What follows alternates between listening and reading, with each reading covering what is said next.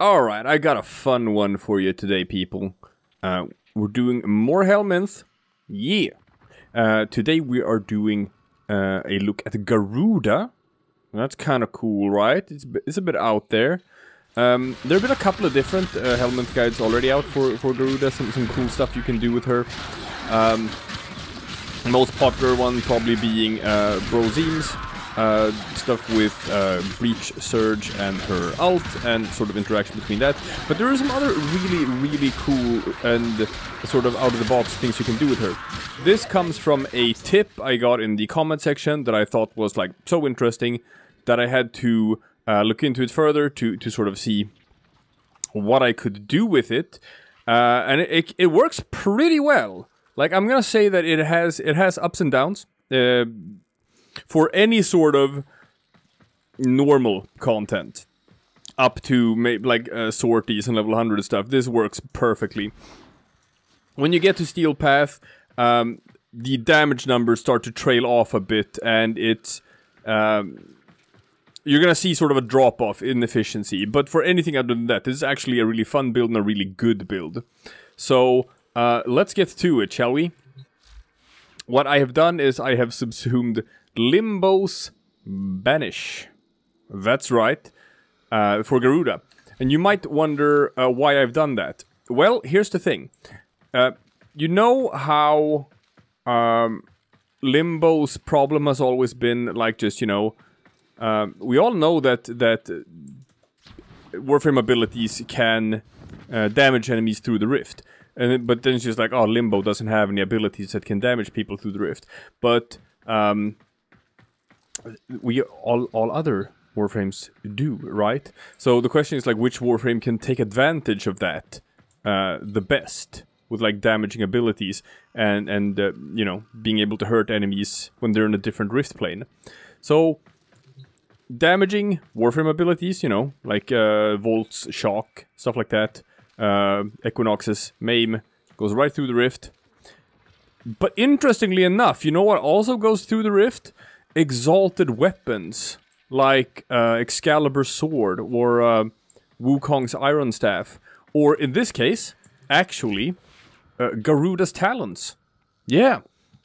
And the cool thing about her talons is that, as you can see here, like, they are not linked to any specific ability. She just has them always, and the only way, like, restriction is in order to use them, you have to just not have a melee weapon equipped. And if you don't have a melee weapon equipped, it'll instead just be Garuda's talons, and they're out. And they can hurt people through the rift.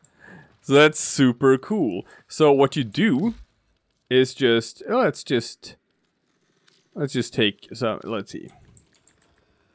Let's take a single one. I could have done that an easier way. Oh, wait. Anyway, here. A single corrupted heavy gunner. And I will simulate, pop him out. Her, or whatever. And boop. It's been banished to the rift. So as you can see, this thing cannot hurt me. We are in different rift planes. But so if I shoot with the Exceltra, yeah, I do nothing. Doesn't hurt it. But with my claws, look at that. They go right through the rift. So yeah, I can hurt you, but you can't hurt me. It's so unfair. It's so super unfair. Now, there are limitations to this. There are limitations to this, and I have to go over them before I can sort of explain what this build is good for or not. Limitation number one, Banish has duration. So if you have, like, good, like, normal duration or whatever, you're gonna be banishing people for about 25 seconds, but that's fine. But then they'll pop back out, so you gotta keep them banished. Limitation number two, and unfortunately this is the big one, exalted weapons kinda suck. Yeah, exalted weapons kinda suck compared to normal weapons. And the reason for that is because there are a couple of mods in this game that make melee weapons sort of busted, and sort of, you know, better than pretty much everything else in the game. for damage. Mainly the weeping wounds and the blood rush things that make your status chance and your crit chance just reach absolutely stupid levels. Not to mention the set mods that you can get for... No, not carry. That you can get for, like, equipping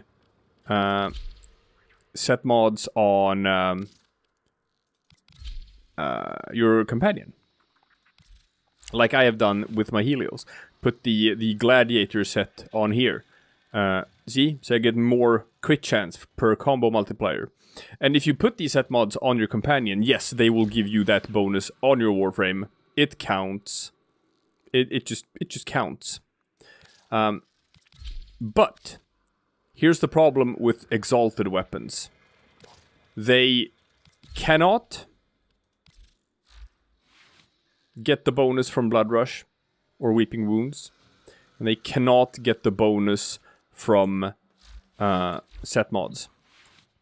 Which unfortunately means that they simply cannot do as much damage as a normal melee weapon can.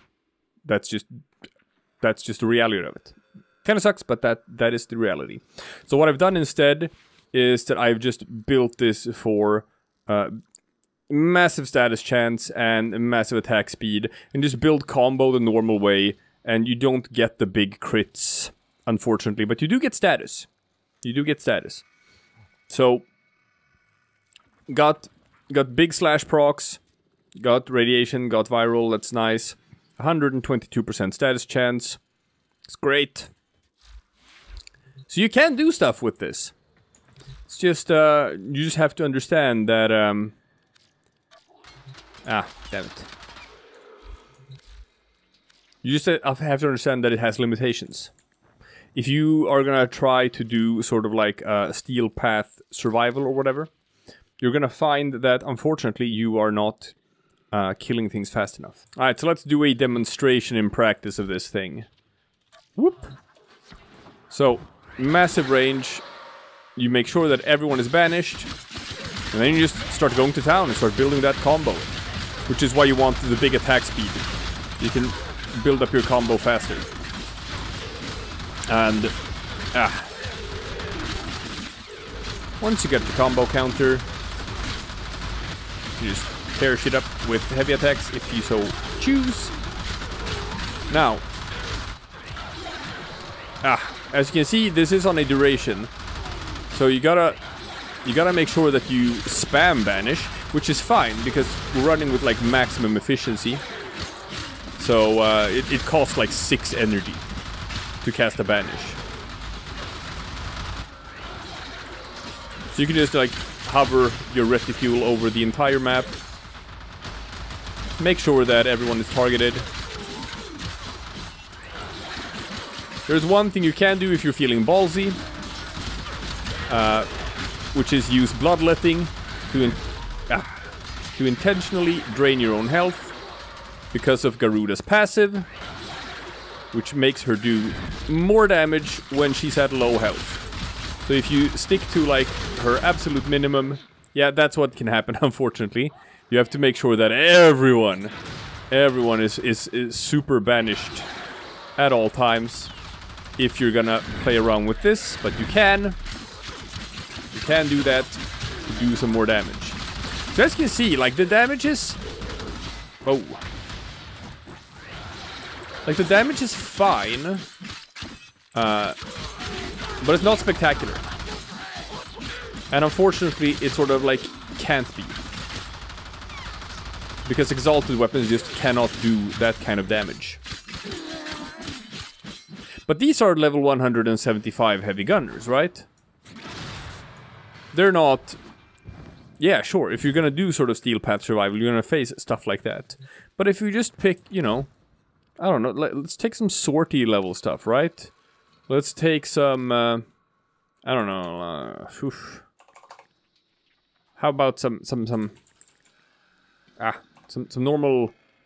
normal lancers, something like that, yeah? Ooh, elite lancers, even better. Take 20 of those.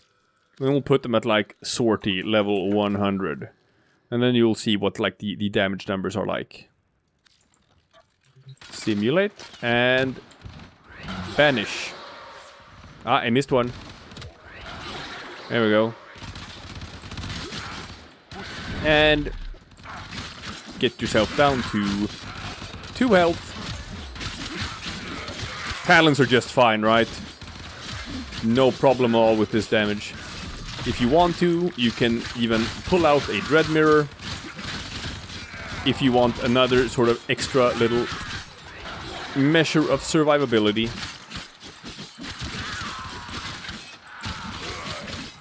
But in general, it's like, it's a pretty easygoing time. Because I can hurt them, but they can't hurt me.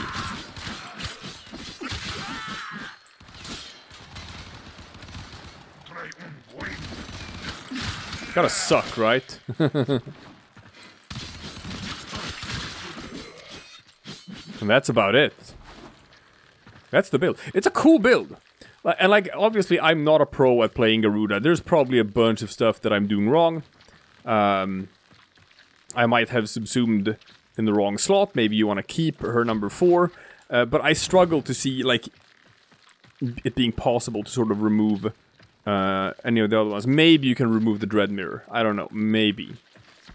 You definitely cannot remove the number 2 or number 3. You absolutely need those for survivability, for energy regen, and for extra damage by keeping your health low on purpose. As for my actual sort of mod setup, nothing weird really. I have rolling guard for survivability. Huge range because I want to hit everything I can with Banish when I throw it out. Maxed out efficiency because I want to be able to spam it. If you run out of energy, you know, you're kind of dead. And yes, you can use bloodletting to give yourself more energy, but you can only do that if you have health to spare. If you're at 2 health, you can't use this ability. You'd have to use like a blood altar on an enemy to sort of regenerate your health so that you can spam bloodletting again. Like, it's not always going to give you energy when you need to, which is why I want to have max efficiency. I never want to have to worry about energy, because if you can't keep everything banished at all times, you're pretty much going to die. And you can just use the Dread Mirror for some extra survivability, some extra damage if you want to. It blocks some damage, which is nice. Other than that, Arcane Energize for even more energy. This is probably overkill. You most likely do not need Arcane Energize. I do like Arcane Avenger because, you know, on damaged effects are very easy for Garuda to trigger. And yeah, that's the build in a nutshell. Like, this is not sort of like a refined build because, you know, you'd need to ask someone who plays Garuda for a living. But it's a cool build. It's a cool idea. So, I don't know. Take this idea that I just tossed out here about Banish on Garuda, and all of you Garuda players out there who actually know how to play her correctly. I'm sure you can see this, feel inspired, and start tinkering with how you can improve this build. Please let me know in the comments if you have some quick and dirty ideas for how we can spin this into something even more powerful. But it's a cool build, right? It's cool.